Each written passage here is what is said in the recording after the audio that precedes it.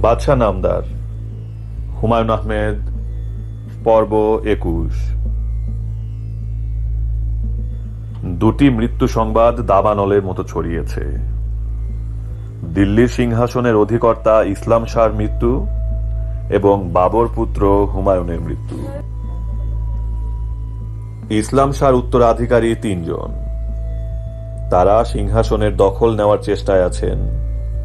জায়গায় জায়গায় তুমুল যুদ্ধ শুরু হয়েছে। ছোট রাজ্যের রাজারা কোন পক্ষ নেবেন ঠিক করতে ব্যস্ত।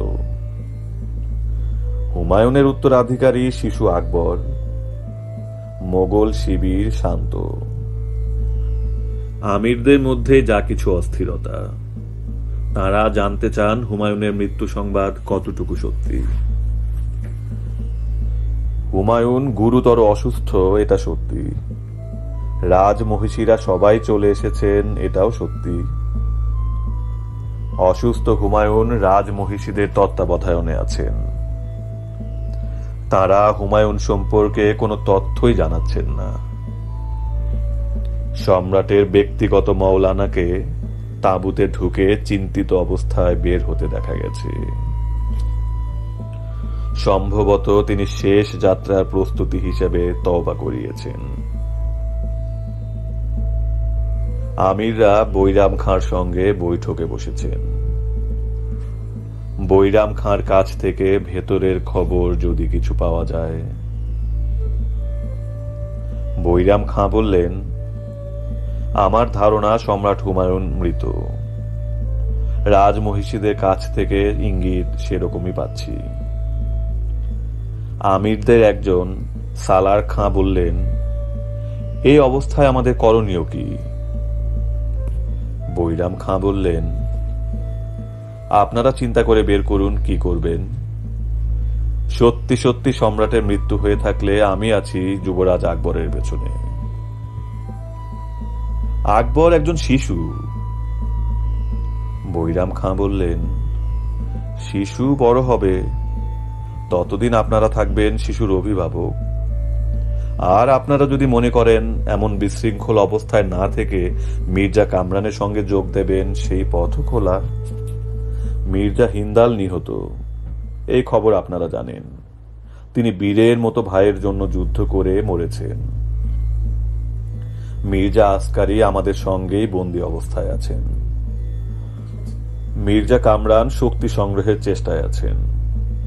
আপনাদের মধ্যে কেউ যদি তার হাত শক্তিশালী করতে চান, করতে পারেন। আরেক আমির বললেন, কেউ যদি অন্য শিবিরে যেতে চায় তাকে বাধা দেওয়া হবে না।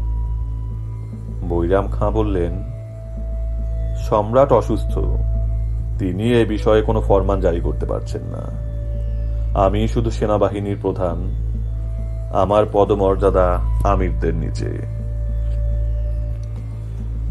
বৈঠকের শেষে ৩ জন আমির জানালেন তারা হুমায়ুনের শিবিরে থাকবেন না, তবে মির্জা কামরানের দলেও যোগ দেবেন না। তাদের রাজনীতির প্রতি বৈরাগ্য চলে এসেছে।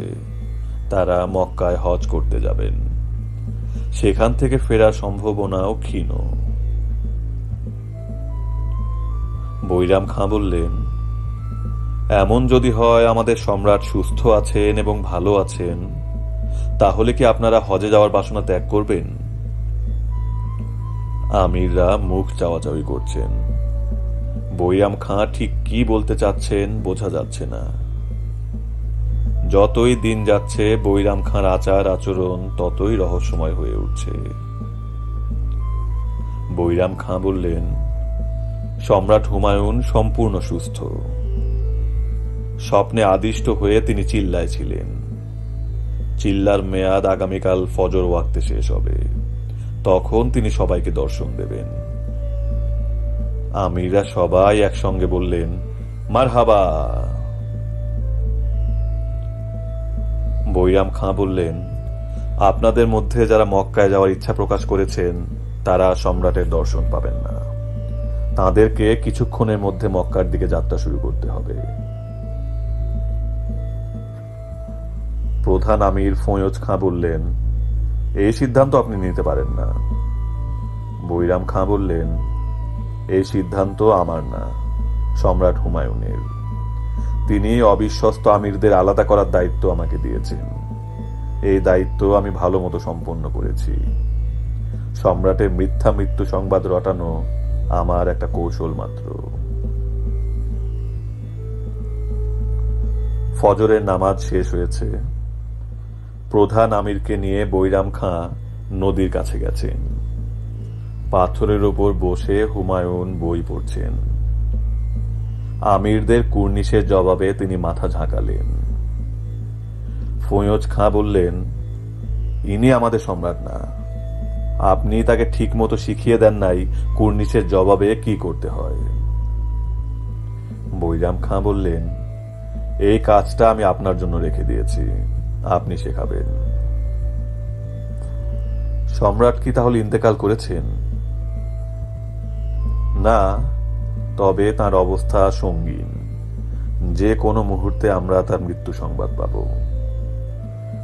হায় আল্লাহ, কি দুঃসংবাদ। বৈরাম খাঁ বললেন, প্রতিটি দুঃসংবাদের সঙ্গে একটি সুসংবাদ থাকে। সুসংবাদ শুনুন। পাঞ্জাবের রাজা সুলতান আদম গক্করের হাতে মির্জা কামরান বন্দী হয়েছেন।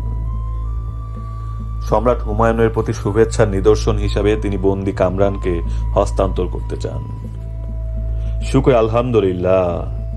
এখন আপনার পরিকল্পনা কি? বৈরাম খাঁ বললেন, সম্রাট হুমায়ুন জীবিত থাকুন বা মৃত থাকুন, আমি দিল্লি দখল করব। এই সুযোগ দ্বিতীয়বার আসবে না। সুলতান শাহের 3 পুত্র নিজেদের মধ্যে যুদ্ধ শুরু করেছে। এরা কেউ আমার বাহিনীর সামনে দাঁড়াতে পারবে না।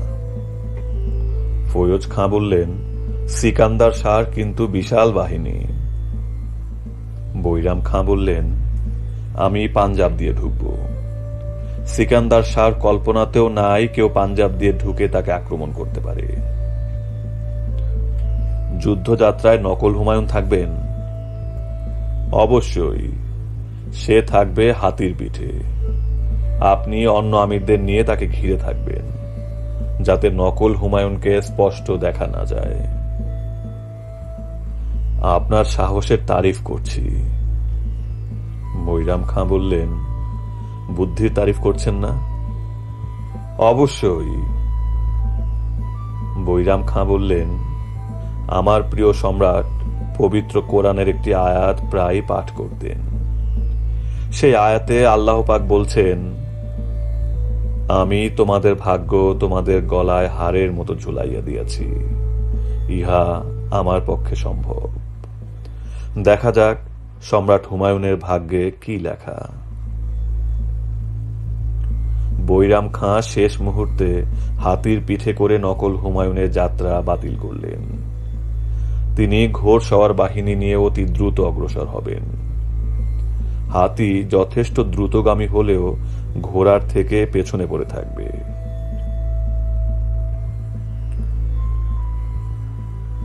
হুমায়ুনের জীবনের আশা সবাই ত্যাগ করেছেন।